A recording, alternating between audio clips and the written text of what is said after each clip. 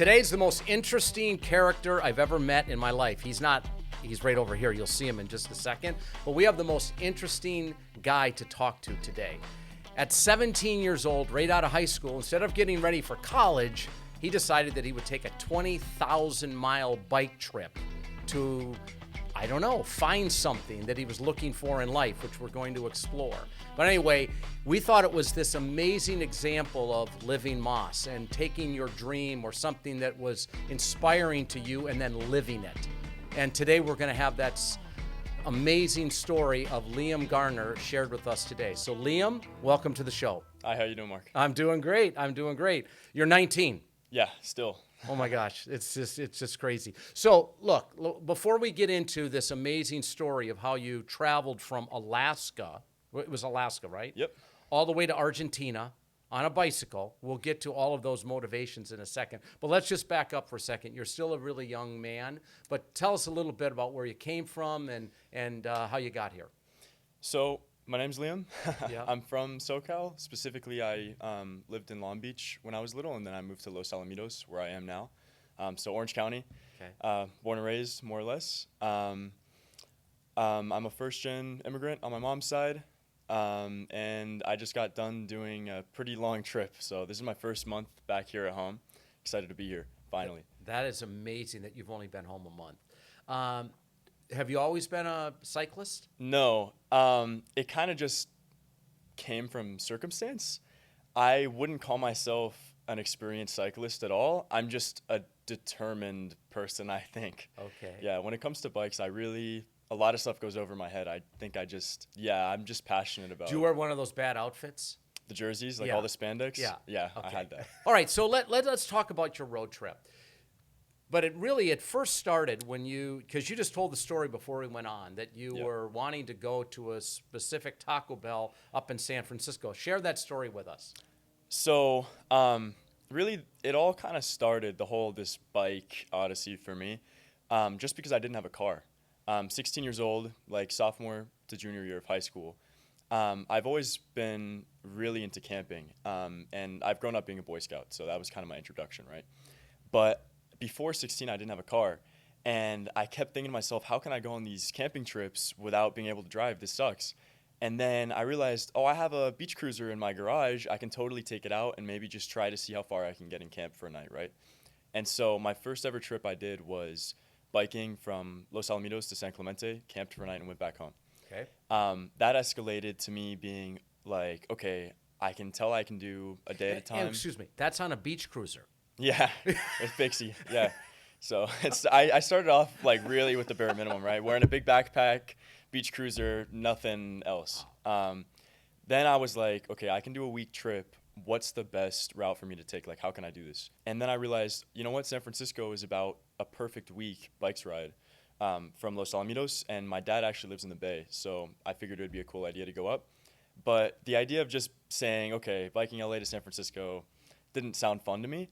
And at the time, this specific Taco Bell in Pacifica had been going kind of viral online for being like the quote-unquote bougie Taco Bell, right? Yes. And I remember watching that and being like, this is perfect. This is my goal. Like, this is what I can go for to San Francisco, right? And, like, I think a couple weeks later I left. It was the last week of summer, so I had kind of like a time limit before school started. Took me 8 days. I got there on the 8th day, talked to the manager, and, yeah, that's how this all started, really. Just I biked to that one specific Taco Bell just for fun, and, yeah. And then you bike back. No, I got picked up, thankfully. Oh, you did? I got picked up, All yeah. right. Yeah, all no. right. Because otherwise it would have taken you 2 weeks. Yeah, 2 weeks. So, okay, so you take your first trip. It was a good one. The experience was good. Was it still on the beach cruiser? No, that was Okay. on a slightly better bike. Okay. Still didn't have very much stuff, but it was kind of the progression. Like, slowly I got more and more things, learned a little bit more about bike touring in general. That trip was it was such an eye-opener for me. It was such an amazing experience. And obviously it was so good that I was inspired to do this 1.5 year long trip, right? So, yeah, I was just so lucky that trip is what sparked it for me, I think. All right, so let me get this straight. You weren't really a cyclist. You still don't even consider yourself a cyclist. Your first trip was on a beach cruiser. Then you get a little more technology. You go to San Francisco and back, and then you have this wild idea of biking from Alaska to Argentina? Yeah, so flash forward a year, right? Okay. Senior year, I'm about to graduate. And my whole life, I've kind of always known that I was going to do some crazy adventure the second I Okay. graduated. All right. I've just never really fit in well with school and routine. And so, like, for years and years and years, as long as I can remember, that vision of I'm going to, like, run away and see the world is always kind of what kept me going. But then senior year's coming around, and I still don't know what I'm doing. I'm thinking maybe a road trip or something, but okay, I don't have money for gas, and I only have a certain amount of budget that I had saved up for. And I actually made a video series online about my bike ride to Taco Bell, right? Okay. And that actually ended up doing super well, which was really nice for me. And it was in the comments of one of those videos that someone recommended me a book about a guy who biked from Oregon to Patagonia. And I read that book, and after reading it, I thought to myself, if this 30-year-old random dude off his job his whole life, doesn't really even like traveling, can do that, then I can totally do even more than him, right? Like, I know I can do that. And so that's when I knew for 100% certainty, like, I'm biking Alaska to Argentina. Like, that's what I'm going to do. Has anyone ever done that path before? You'd be really surprised. I think a couple dozen people do it every year. So I'm definitely not the first. I'm just the youngest. Okay, you're So, the youngest. Yeah. Okay, so instead of going to college, you go to your parents and say, hey, I'm not going to college. I'm going to take a 20,000-mile bike trip. How did they react? About as you'd expect, probably. I think like anyone's parents, right? So at first it was absolutely not, 100% no, you're going to college. Like, what are you even talking about, right? Right. I think it really set in for my mom once the bike showed up. And once I remember she came into my room and was like, hey, honey, like, what colleges have gotten back to you? Like, who did you reach out to? And I looked at her and I'm like, Mom, I didn't reach out to any colleges. I'm biking Alaska to Argentina. I've been telling you this for like 2 months. And she looked at me and was like, okay. And I actually didn't even tell my dad. So my parents are separated, so Okay. it made it a little easier. He didn't find out until I was already almost leaving Alaska, just because I figured it would make my life easier. That's so good. But thankfully, after that kind of like preemptive hesitation and worry, Yeah. they were my biggest supporters. Like, I had a really good support group from them. They were my biggest fans. So Okay, so you decide you're going to do this. Your parents get on board. How did you get to Alaska with your bike? So it was during the peak of COVID, right? This was August 2021. Okay. And so that was the important context for my whole trip. It changed a lot of things. At the time, plane tickets were ridiculously cheap, especially to Fairbanks, right? So I think I flew to Fairbanks for $100 with the bike for free. And then once I got there, I had to take a 14-hour van to the Arctic. And I was the only one in the van. Like, no one else was trying to go up there. They drive me up, drop me off. I'm in front of the Arctic Ocean, and they're like, okay, see ya. And that was the start. I just got dropped off.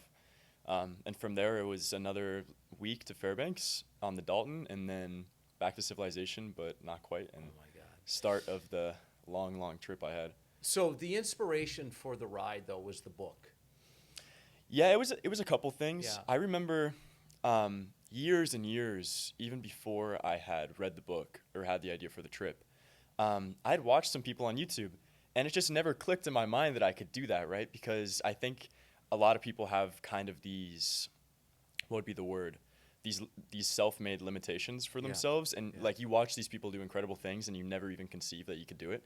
And so even though I had watched these YouTubers do the same trip, it didn't pop in my mind until I read that book about someone so normal doing it. Right. But yeah, I had a few inspirations, one being the book by Jedediah Jenkins, To Shake the Sleeping Self, and the other big one I can think of was a man named Johan Georgiev, who was another cyclist who did the route. Well, the reason we have you on, Liam, the show today, is at least my perspective of why we have you on is our brand connects so well to Gen Zs. And we talk so much about Live Moss, which is really about live life in its fullest for you, which could be different for you than me. Like, for me, I'd like to golf from Alaska to going on a private jet in between rounds, okay, not on a bike. But you did something that you wanted to do that was all about you and your dream, if it was a dream and it became your dream. And that's just really inspiring for so many people, that you can do something that all of us can do something that maybe we didn't think we could. And that's what it sounds like this became for you, is to push yourself to limits that maybe you weren't comfortable with. 100%. I mean, my biggest reason for going was I kind of, it's kind of self-explanatory. It's a ridiculous thing to try to do, right? It just sounds crazy. And the reason I picked such a absurd, crazy sounding goal was because I remember before I left, I think COVID was hard for a lot of us. Yeah. And I was struggling.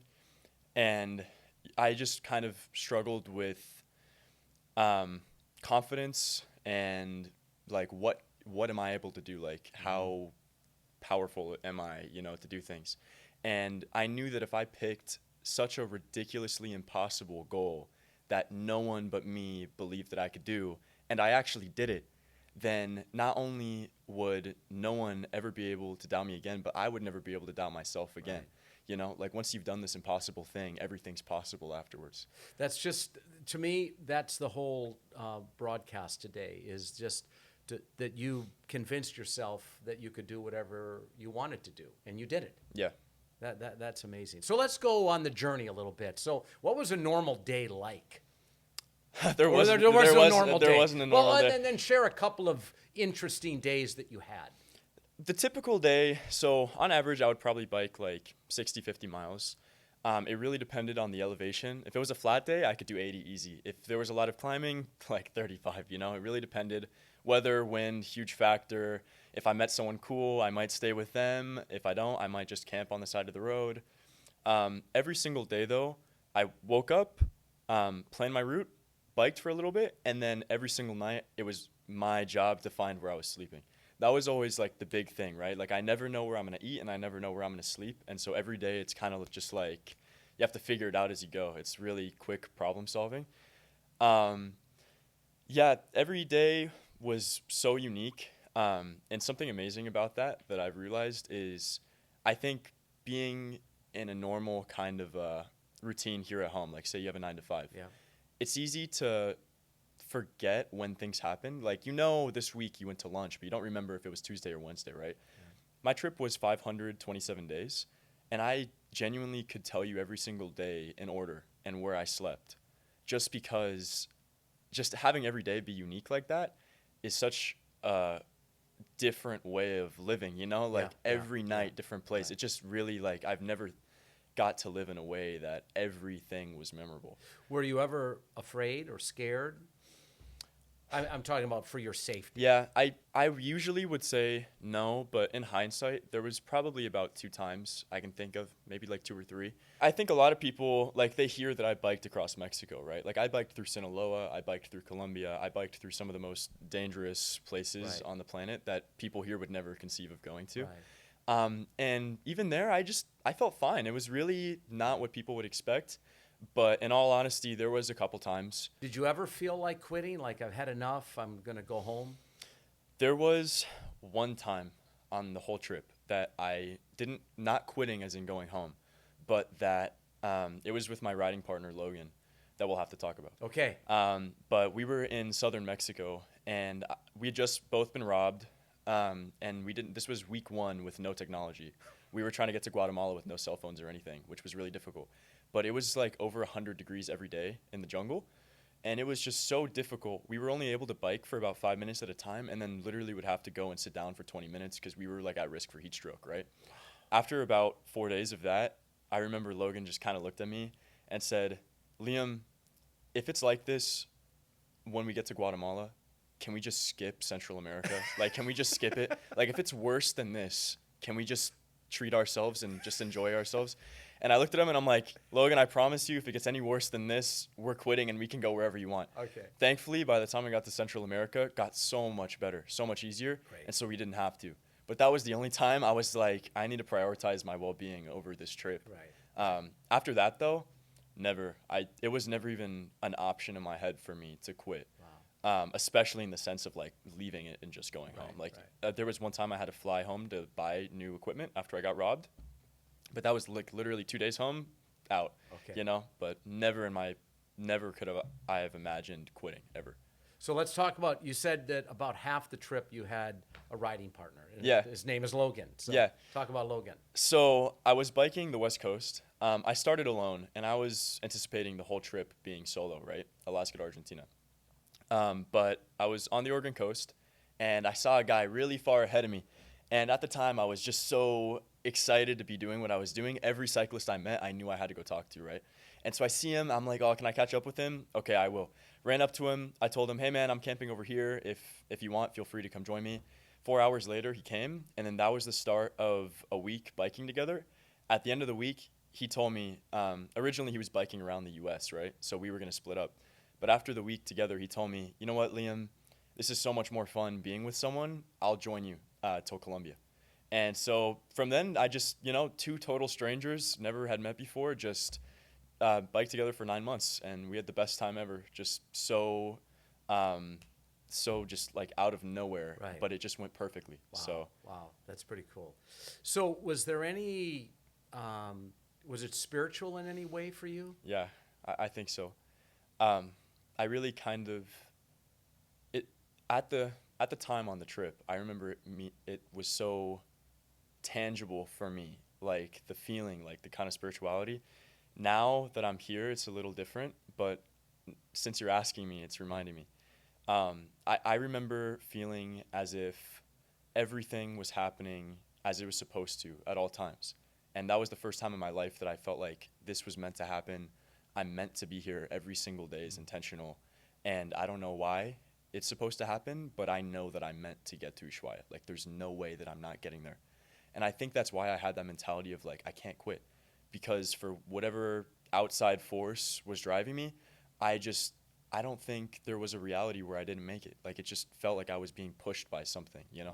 We didn't plan for that powerful moment. That was pretty cool. So, okay, you're all the way there. You're to your final destination. In the days leading up to that, were you like, I don't want this to end. It can't end fast enough. A little bit of both. I remember that last month. Like I said, I took it a day at a time, right? I never thought about the long-term goal. Okay. So it was only what's right in front of me, right? The last month was the first time in 2 years, almost, or a year and a half, that I saw it tangibly in front of me. I saw the end, finally. And every single day that last month, I remember just the tension was so palpable, like in my chest. Like, it felt like the most anxiety you could ever, of my entire life, like panic attack 24/7. Oh my God, 2 more days, a week left, 2 weeks, just the countdown. And I remember just being on the bike sometimes and just crying because I was just so emotional. Wow. Getting towards the end. And I don't know if you know, but so the last part of the trip for me was in the most beautiful part of Patagonia. Where everyone tries going to, like the most scenic, beautiful part of that part of the world. And so getting to be in the most beautiful place that I'd been dreaming about for years in advance, and that was my finish line, was so amazing. Sadly, when I got to Ushuaia, I was all ready to get my closure, super excited. Oh, I'm going to go there and I'm going to cry and like I'll be done finally. I got there and it was super touristy, and I dropped my bike, looked at the sign, I was getting ready to cry, and then a group of 30 Brazilian guys came up and asked me for photos. And so I never got the closure there. Okay. But 6 months later, when I finally made it home for the first time, because after I finished my trip, I backpacked all the way home. Right? Of course you did. Of course you did. Yeah, didn't feel right to fly home. So after that whole backpacking, whole extra 30% of my trip, getting home and seeing my mom like waiting for me, that was it. That was the end, finally. And that's when I got to cry, and that's when I was like, it's over. Oh, that's amazing. So. That's amazing. So, I don't, this is a bad question, but I'm just trying to think of, now that it's over and you reflect back, what have you, I mean, it's a stupid question. What did you learn from it? Or what has it done for you? Maybe that's a better question. What has it done for you? If we're asking what has it done for me? Yeah. It has done like everything for me. This has changed my life. Right. I just think sometimes, where would I be if I didn't do this? Like, if I had gone to college, I would have done 2 years community and then probably transferred somewhere like everyone else, right? I just think to myself, who would I be? How good of a person would I be? What would I have accomplished? Yeah. I don't think I would have done anything. I think I look at some people I know from high school that did that, and I can tell you it definitely won't be anything like biking Alaska to Argentina, you know? Even if I learned the 101s in college, this was so impactful. I'm not the person I was when I left. I'm so proud of myself and happy for who I am. I don't even know you, and I'm proud of you. Thank you. I know that it was the right thing. Like there's no doubt in my mind that I am the best version of myself because of that, you know? Yeah, I do. I think I do. So what's next for Liam? So next year, hopefully early or late 2024, early 2025, my partner and I are going to be doing Europe to Asia, so Portugal to Singapore. And that's going to be another full 2 years. So exactly what I just did, except even harder. This one's going to be even harder. Oh, my Lord. I'm so excited for that right now. So where are you going? Say it again. Portugal to Singapore. So all the way across Europe, down through Turkey, across the Middle East, across China, down Southeast Asia. It's going to be difficult. Even if this one was too, this is going to be even more difficult. But I'm so excited because this last trip, I think, was really for me. Like, I didn't anticipate any exposure, any career out of it. And I was so fortunate enough to kind of have that be a building block for me. And I really want this next trip to be kind of a career trip. You know, I want to focus on making something out of it. And right now I'm just kind of in the planning, saving up phase. Yeah. And as soon as I'm able to, my partner and I are going to go and start that. So next part of the journey. And that'll be 2 years? I mean, another 2 years, yeah. Wow.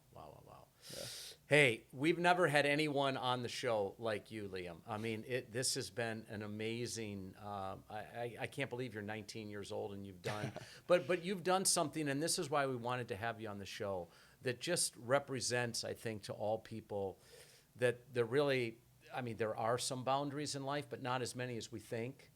Yeah, I think like if I had one piece of advice for people, I think that it would be to just take more risks, maybe be a little bit more cavalier. Yeah. And that's kind of scary advice at first because I'm not trying to condone people going and selling their car at the casino table, you know, but I think usually like what we touched on, the self-limitations that people have. I think risk taking is kind of seen as this sometimes inherently bad thing. Right. I don't agree with that now because this whole trip was a cavalier decision. You know, I didn't even have a bike until the week I left. So, you know, very last minute, very day to day, always approached my problems once they came to me, not in advance. Right. And God knows that got me into tons of trouble. But at the same time, I wouldn't have done what I just did if it wasn't for that. And I think the most incredible things that people are capable of come from that kind of just blind self-faith and risk-taking that we don't see too often anymore. So that would be my piece of advice, I think. Well, Liam, that's pretty big. That's pretty powerful for so many people. Again, I have 4 daughters between 21 and 31. And I'm going to make sure all of them listen to this and maybe even reach out to you because you're an inspiration not only for young people but for all of us. So are you a Taco Bell fan? Yeah, I mean, I wouldn't have biked to San Francisco for some That's tacos right. if I That's wasn't, right. My bad. Yeah. So did you see any Taco Bells in South America? So South America, yeah, so they were very far and few between, but they did exist. Every country I was in, I went through 15 countries, right? Wow. Every single one had a Taco Bell somewhere, usually like the capital city, right? Yeah. I was lucky enough to actually go to the biggest Taco Bell in the world, which is in Guatemala City for some reason, which was super weird. We have a great franchisee in Guatemala. Yeah, it was so funny being there because I actually did a video for them. I did a video of the store, and I remember just thinking like, this is so random and so fun that I'm here, you know, what circumstances would lead me to be at this Taco Bell right now. So what would you get? What's your favorite item at Taco Bell? I had to think about it. It used to be the chicken chalupa. Okay. But this month, actually, I've had a change of heart. It's now the Dorito Gordita Crunch. Pretty good. That has to be my pick. Liam, thanks for being with us today. Liam. We're inside the fishbowl, what we call it here. You're going to get a little tour of the whole facility, but I'm stoked. Thank you so much for being with us. Good luck on your next trip. Hopefully, we can follow you a little bit. That would be really fun. Yeah. I think for all of us at Taco Bell. And so, thanks for listening today. And join me on my LinkedIn, Taco Bell LinkedIn's page, and we'll see you next time. Thanks.